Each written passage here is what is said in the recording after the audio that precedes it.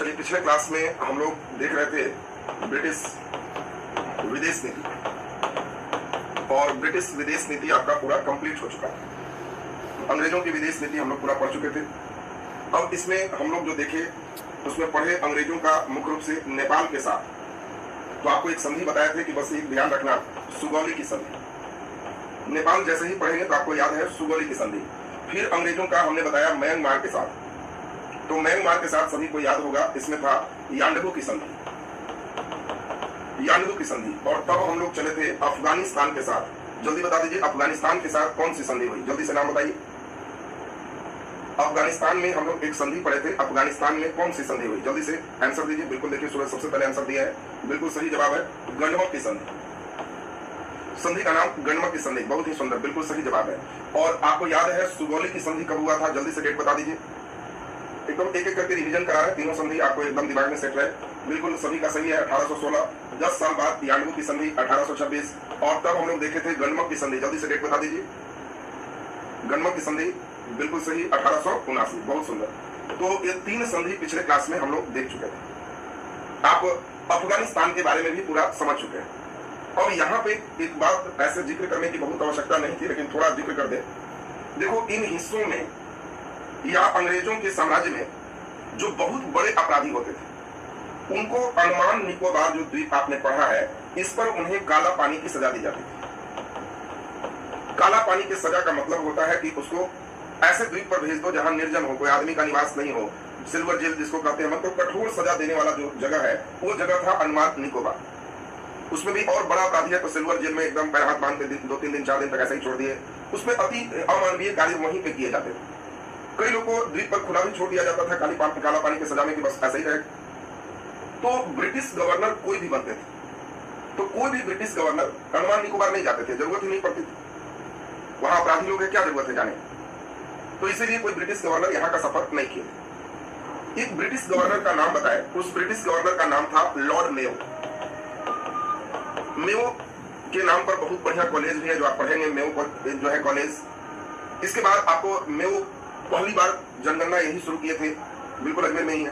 तो मेयो ने ही सबसे पहले जनगणना भी करवाया था। नियमित 10 साल पर नहीं रहा, लेकिन मेयो पहली बार शुरू किए। रिपेन से फिर लगातार कंटिन्यू चलते रहा। बिल्कुल 1872 में ये पहली बार मेयो ही कराए। रिपेन में पढ़ेंगे 1881 से, फिर कंटिन्यू होते चला गया। तो अभी हम बात ये बता रहे हैं कि लॉर्ड मेयो के बारे में कहा जाता है कि सबसे बड़े घुमक्कड़ गवर्नर जनरल। एक ऐसे वायसराय हैं जो इतना घुमक्कड़ वायसराय न कोई आया अंतिम तक, न पहले न इनके बाद।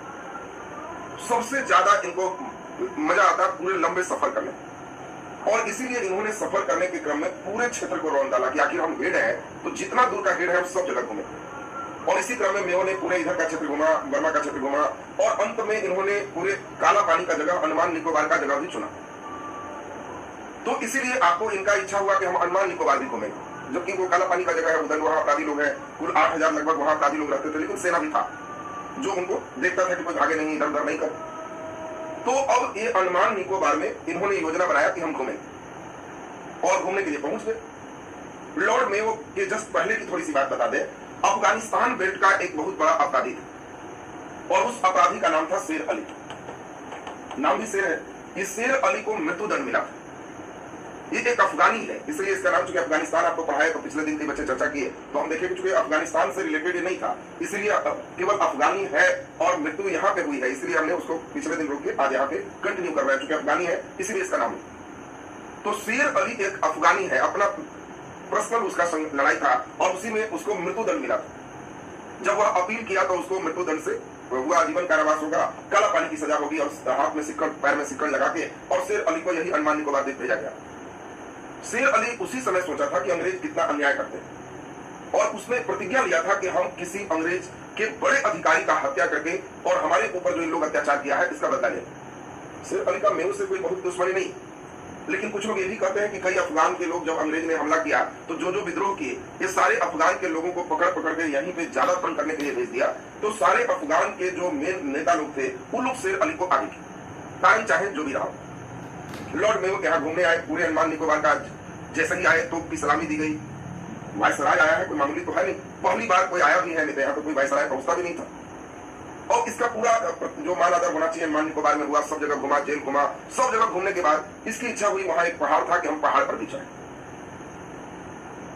तो पहाड़ पर भी चढ़ने की इसकी इच्छा हुई। तो वो पहाड़ पर भी सारे अधिकारी लोग कहे कि चलिए चढ़ा जाए, उनके साथ जो भी लोग थे सब चढ़े।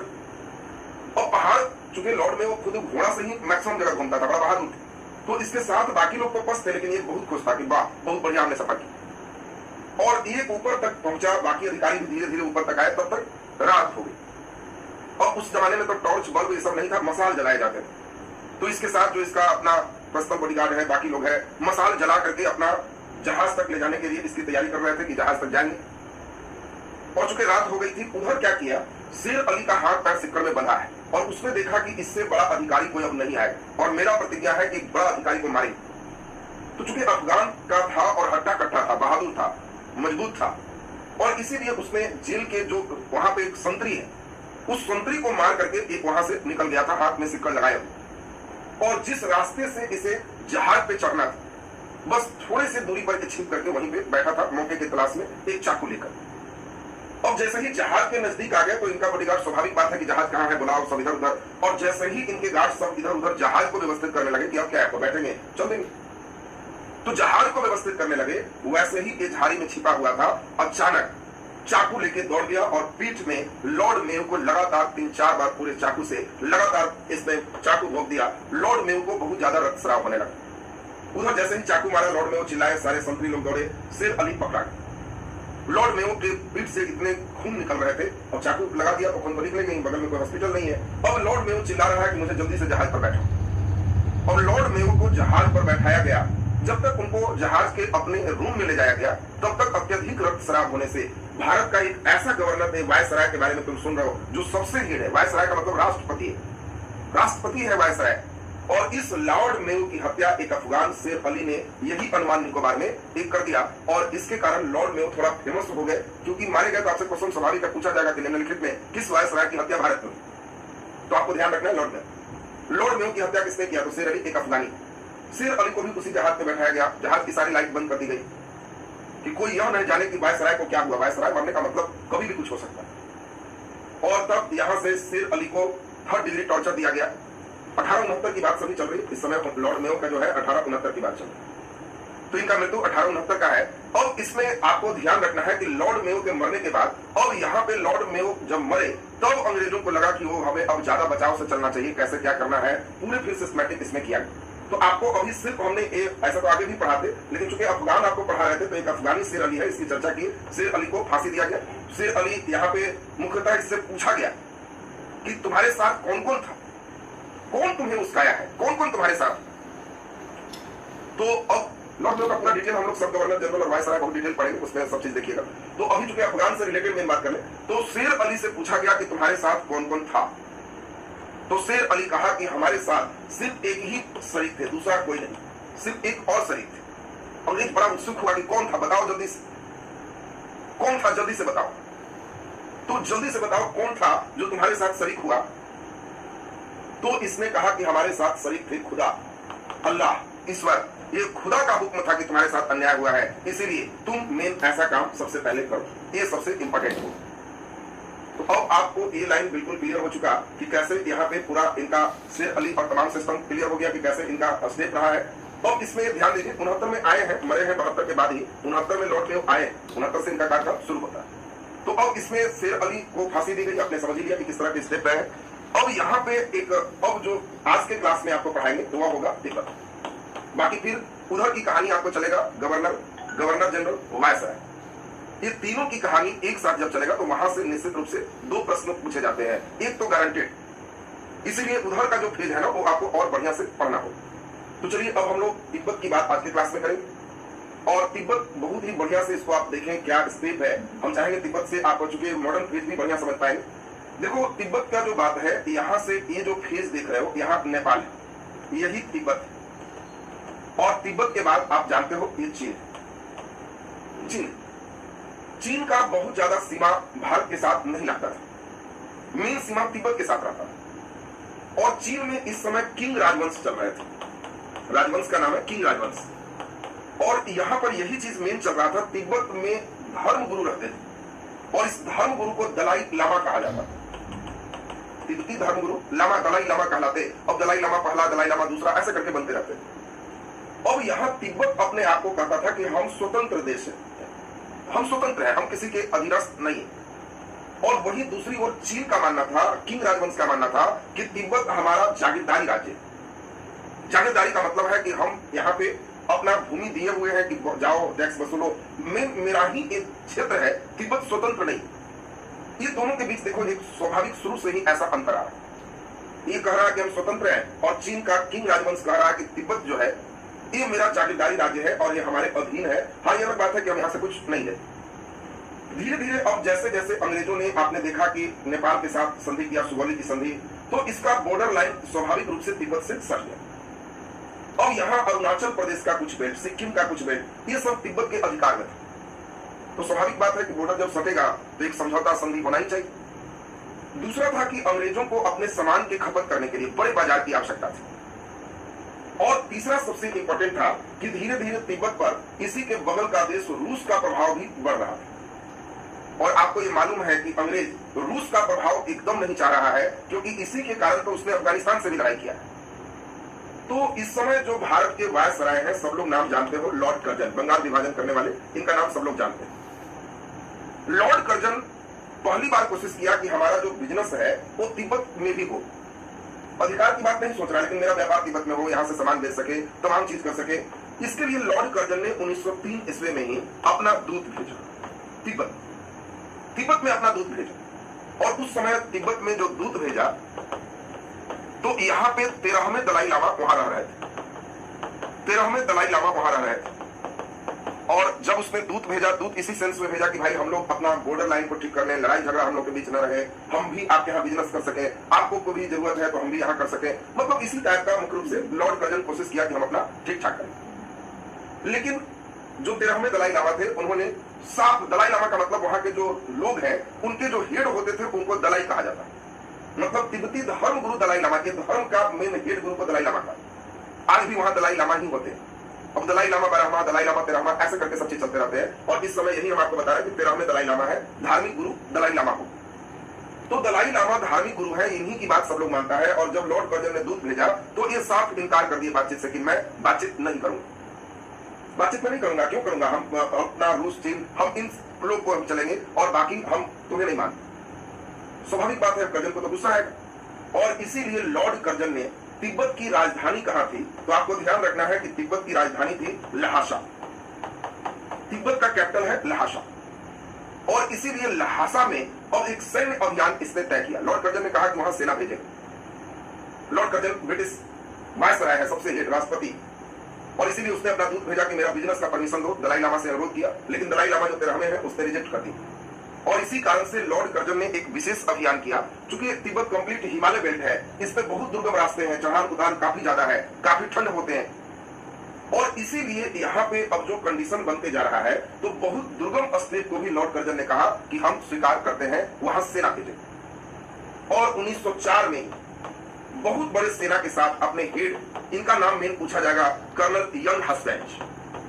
ये तो नाम भी सबको एकदम याद हो जाएगा कि जो है तिब्बत की बात बोलेंगे तो कहना ठंडा क्षेत्र है, यंग जवान हस्बैंड गए हैं तिब्बत, तो इसीलिए जवान हस्बैंड, यंग हस्बैंड, किसी को भी कर्नल साहब का नाम याद हो जाएगा, बड़ा सिंपल नाम। तो कर्नल यंग हस्बैंड, जब हम तिब्बत की बात बोलेंगे कहना कि सर हिमालय वाले बड़ा दुर्गम क्षेत्र है, तो ये बूढ़े लोग से पार नहीं होगा। और इसीलिए वहां पे कर्जन ने किसको भेजा? यंग हस्बैंड को भेजा। अरे हस्बैंड वाले मत समझना कि कर्जन का ही हस्बैंड है, कर्जन तो बेचारा खुद जेंट्स। तो इसीलिए नाम व्यक्ति का है फ्रांसिस यंग हस्बैंड, नाम इसका है फ्रांसिस यंग हस्बैंड। और इसीलिए यही कर्नल यंग हस्बैंड ने अभियान किया कि हमें लहासा पहुंचना है। और इसने लहासा पहुंच करके 1904 में, आपको ध्यान रखना है, 1904 में इसने लहासा पहुंचा और वहां के जो दलाई लामा थे उसके साथ जबरन एक समझौता किया। और यही समझौता आपके लिए सबसे इंपॉर्टेंट है। यह समझौता है 1904 का लहासा समझौता, लहासा संधि।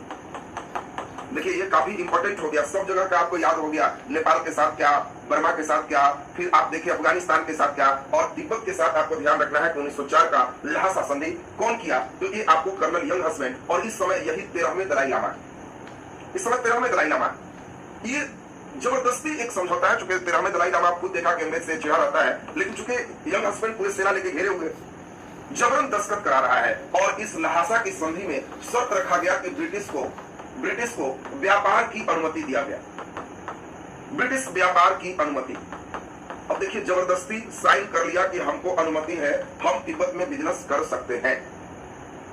इसके बाद दूसरा नंबर जो मेन सबसे इंपॉर्टेंट था वह था बॉर्डर लाइन। सिक्किम का, अरुणाचल प्रदेश का, ये सभी का जो है, सिक्किम का, अरुणाचल प्रदेश का, ये सभी का सीमा निर्धारित किया गया। सीमा निर्धारित कर दिया गया कि क्या बॉर्डर लाइन होगा, हम लोग कहां से रहेंगे, कहां कौन जाएंगे, ये आपको ध्यान रखना है कि इस पे बॉर्डर लाइन निर्धारित कर दिया गया। और इसके बाद तीसरा नंबर एक सबसे इंपॉर्टेंट है। यंग हस्बैंड चूंकि सेना लेके पूरा गया हुआ है, जीत ही रहा है, तो इसने कहा कि अच्छा ये बताओ, हमको तुम डायरेक्ट परमिशन देता तो इतना तो खर्च नहीं करना पड़ता, हमारे कई सैनिक मारे गए, और इसीलिए युद्ध क्षतिपूर्ति तुम्हें देना होगा, और नहीं तो हम कब्जा कर लेंगे, और युद्ध क्षतिपूर्ति के रूप में तुम्हें 75 लाख रुपया देना होगा। ये देखो, तिब्बत एक गरीब देश, और उस पर 75 लाख रुपया का युद्ध हर्जाना का दस्तखत कराया गया इस लहासा के संधि से। वो बेचारा तैयार है, क्या करेगा, उनको हारा हुआ है, इस पर भी दस्तखत कर दी। हाँ, ये बोला कि बहुत गरीब है, हम कैसे 75 लाख दें।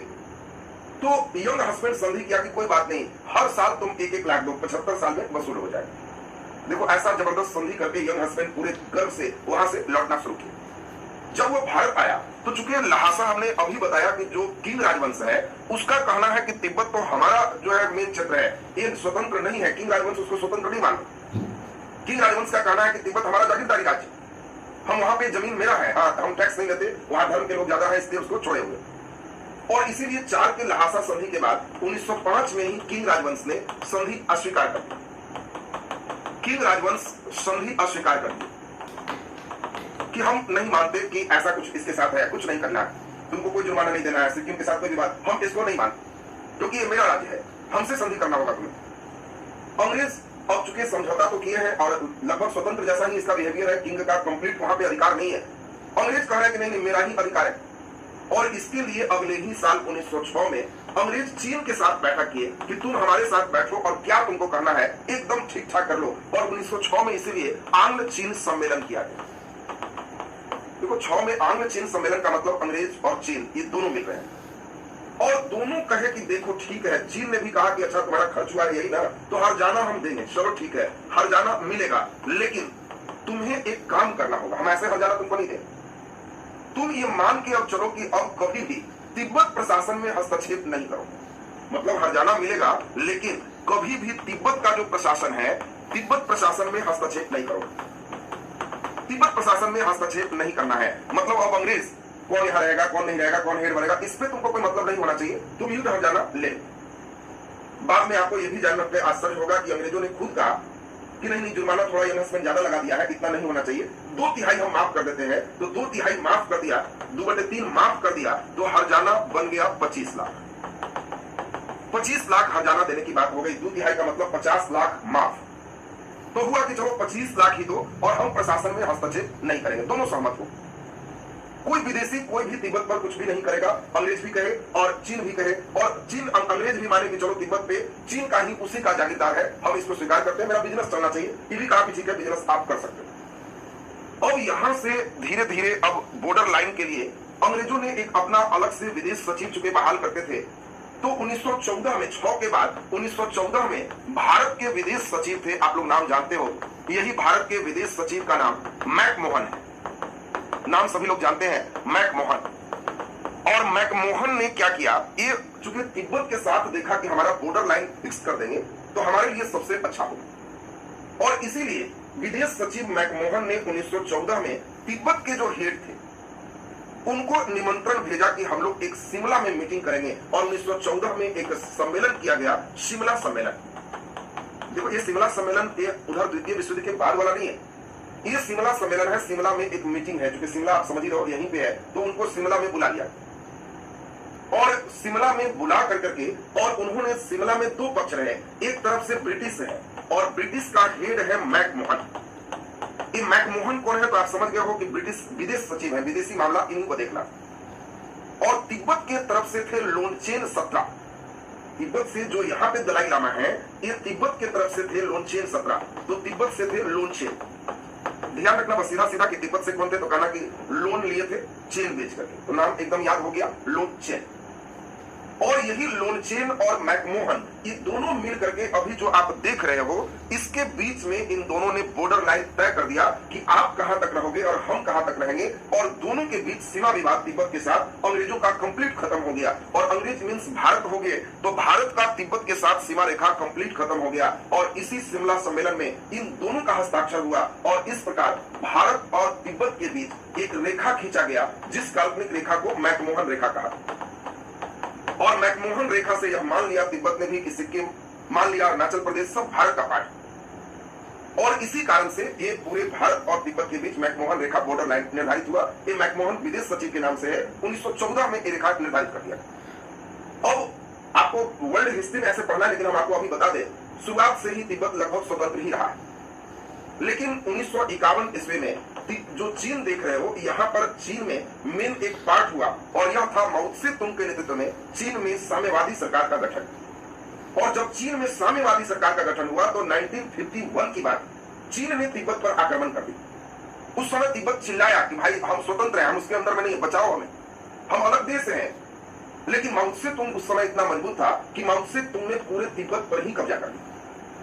अगर तिब्बत स्वतंत्र होता तो आज चीन से हम लोग की कोई बॉर्डर लाइन सटी नहीं, बहुत छोटे से हिस्से में सकता। लेकिन चूंकि तिब्बत से हमारा बॉर्डर लाइन ज्यादा सट रहा था और पूरे तिब्बत पर चीन ने 1951 में जब माओ त्से तुंग के नेतृत्व में साम्यवादी सरकार का गठन हुआ तो यहाँ पे कब्जा हो। जवाहरलाल नेहरू इस समय अब चाहते तो विरोध करते, लेकिन उस समय संयुक्त राष्ट्र संघ जो बना था उसमें था कि 5 देश अस्थायी सदस्य हैं, वो जो चाहेंगे वही हो, और उसमें चीन भी अस्थायी सदस्य का देश है। और इसीलिए ये जब तिब्बत पर कब्जा किया कोई कुछ नहीं बोला। और उसके बाद अब चीन क्या कह रहा है उसकी बात समझिए। माओ त्से तुंग के बाद अब इन लोगों का कहना है, भारत कहा कि देखिए भाई, हमारा साम्यवादी का मतलब हो गया पूंजीवाद का उल्टा, पैसे वाले का प्रधानता नहीं, हर पूरे समाज को लेकर चले तो ये समाजवाद है, व्यक्तियों पर भी मानव का नियंत्रण है, साम्यवाद, ये शासन की पद्धति।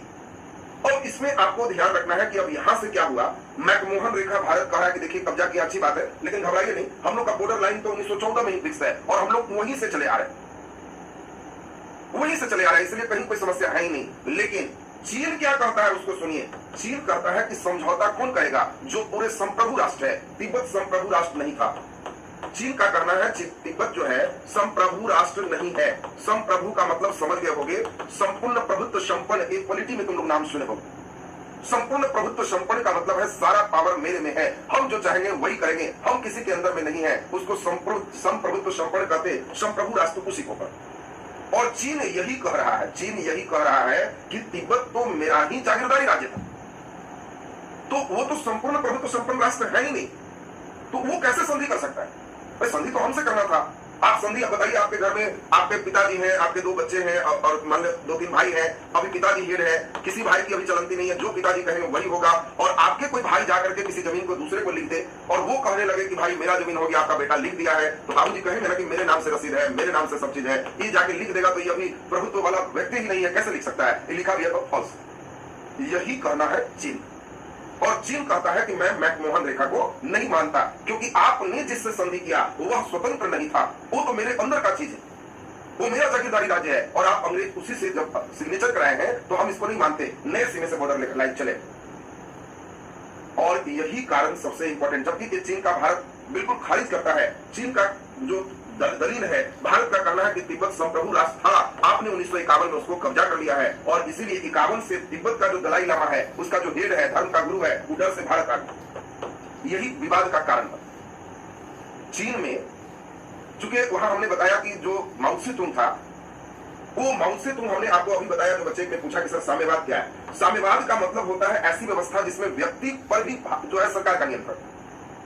चीन में मजाल नहीं है कि कोई भी व्यक्ति सरकार के खिलाफ मुर्दाबाद करके सड़क पर उतर जाए।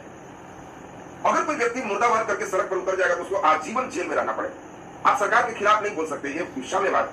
जो सरकार कर दी बस वही एकदम जय कीजिए, दिमाग लगाए मतलब गए, जिंदगी आपका चला जाए।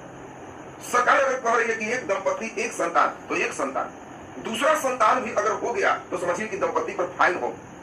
कैसे दूसरा संतान हुआ? हम जो बोले तो सरकार पागल है, जो बोल दी क्यों नहीं तुमने पालन किया। तीसरा संतान हुआ तो हस्बैंड वाइफ जेल में चला जाएगा। इतने कड़े नियम इस साम्यवादी व्यवस्था में होते हैं, सरकार का कंप्लीट नियंत्रण होता है। तो अब तो आप समझ पा रहे होंगे कि कितना ज्यादा कंट्रोल वाला है ये साम्यवाद। साम्यवाद और तानाशाह में थोड़ा सा अंतर है। तानाशाह में कोई चुनाव वगैरह नहीं होता। साम्यवाद कहता है कि चुनाव होगा, साम्यवादी डेट होगी, इलेक्शन होगा। तो अब यही चीज आपको समझना है साम्यवाद सिस्टम को। तो अब साम्यवाद इतना कड़ा है और इसका नियंत्रण तिब्बत पर हो, तो मजाल नहीं कि तिब्बत का कोई व्यक्ति विरोध करेगा तो मतलब जाएगा, जीवन खत्म हो जाएगा उसका। और यही कारण तिब्बत के जो दलाई लामा थे वो क्या किए, जब देखे कि चीन कब्जा कर लिया है तो डर से भारत भागे और 51 में भारत आए। इस समय पंडित जवाहरलाल नेहरू है। नेहरू जी कहे आ गया तो कोई बात नहीं, रहो ठीक है, भारत को सबको सुरक्षा देता है, वहां थोड़ा भी मामला गड़बड़ है, फिर ठीक होगा तो तुम जाना। और चीन यही चीज जवाहरलाल नेहरू को कहा, मेरे व्यक्ति को तुम क्यों रखे, दलाई लामा मेरा यहाँ का भाग के आया है, पकड़ो उसको और हम हमारे पास सौंप दो, तब हम समझेंगे तुम मेरा मित्र हो। लेकिन भारत कहा कि नहीं, मेरे यहाँ शरण लिया है तो पकड़ के तुमको नहीं देंगे। और इसी कारण से चीन और भारत के बीच शत्रुता मेन प्रारंभ होती है। चीन डायरेक्ट कहता है कि मैकमोहन रेखा में नहीं मानता, हमारा जो है उत्तराखंड में भी हमारा ऐसे है, सिक्किम में मेरा ऐसे है, अरुणाचल में ऐसे है, ये हमारा जम्मू कश्मीर में तुम्हारा ऐसे है, हम इस बॉर्डर लाइन को मानते ही नहीं है। और यही चीन विवाद का सबसे बड़ा कारण। तो हमने सिर्फ प्रयास किया कि आप मॉडर्न फेज से भी जब जुड़ोगे तो उस समय मैकमोहन रेखा क्या है, तिब्बत क्या है, दलाई लामा क्या है, ये सभी बात आपको जब जिक्र चले तो पूरी बात समझ में आ जाए। और अंग्रेजों का पूरा एक विदेश नीति कंप्लीट आपका हो गया। अब आराम से आप पूरे चारों तरफ का बॉर्डर इसका समझ लिए। अब इसमें सुन लीजिए बढ़िया से, कल आप लोगों को क्या करना है। कल आप लोगों को जितना भी ब्रिटिश कानून है, क्योंकि पॉलिटी में इस सेक्शन को आप पढ़े हो, चाहे वो आपका रेगुलेटिंग एक्ट हो, पिट्स इंडिया एक्ट हो, चार्टर एक्ट हो और फिर बाकी के जितने कानून, इस सभी प्रीवियस चूंकि पॉलिटी में भी पढ़ना है तो इसलिए बहुत इस पर टाइम हम लगाएंगे नहीं। जितने कानून है सब एक ही क्लास में कल सभी वीडियो अपलोड हो जाएगा। परसों मंडे को कानून से और इधर विदेश नीति से एक लाइव टेस्ट लेंगे, उसके बाद नए कई प्रश्न इधर देखोगे, इस सेक्शन कंप्लीट कर। उसके बाद तब आपका मेन चलेगा, वह फेज होगा गवर्नर जनरल वायसराय, उसका लाइव के साथ पूरी क्लास हम लोग कंटिन्यू करेंगे। करंट अफेयर मंडे से है, मंडे से तो चलेगा ही। तो अब इसमें हम लोग ध्यान दीजिए, हाँ इसमें करंट सर भी पॉलिटी नहीं पढ़ा कोई बात नहीं, तो हमारा जो रहेगा बहुत सिंपल रहेगा। उतना के बाद आपको पॉलिटी में शुरू ही होना है, उतना के बाद पॉलिटी में शुरू ही होगा। तो एक्ट जितने हैं सभी हम चुके आपको करवा देंगे, चूंकि बेसिक बात है, तो सारा आपको प्रीवियस वीडियो मिल जाएगा, पूरे आप एक बार बढ़िया से पढ़ लो। वो जैसे ही आप पढ़ लोगे तो पूरा आपका पेज हो जाएगा। उससे आप फिर रिलेटेड थोड़ा सा हाई लेवल करके एक पेज दे दोगे, वो कंप्लीट पैक्ट हो गया। बाकी इसमें जितने एक्ट डिटेल पे है वो पॉलिटी में, फिर आप डिटेल वर्क इसमें करो। तो अब इसमें ध्यान दीजिए, इसमें रिवीजन अभी बहुत टाइम है, उसको तो करते ही रहिएगा।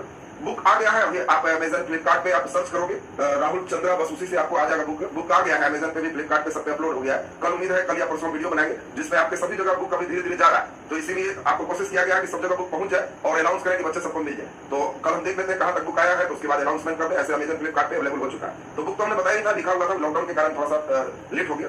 तो इसमें करंट सर का क्लास, इसमें अभी घबरा क्यों है, अभी तो करंट अब बचेगा ही कि आपका बिहार स्पेशल करंट अफेयर, बस दो ही तो मेन सिस्टम आपका बचेगा और इधर पॉलिटी, बाकी तो सब चीज आपका लगभग धीरे धीरे निकलेगी।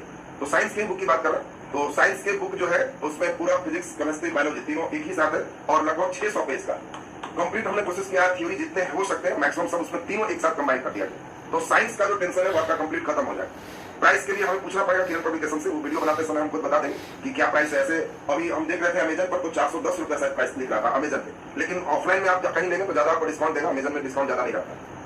तो अब ध्यान दीजिए, इसमें कल ध्यान से समझेंगे, कल आपका पूरे संडे बढ़िया से कानून पढ़ के रखिए। मंडे दिन टेस्ट होगा, टेस्ट हम लाइव सेशन में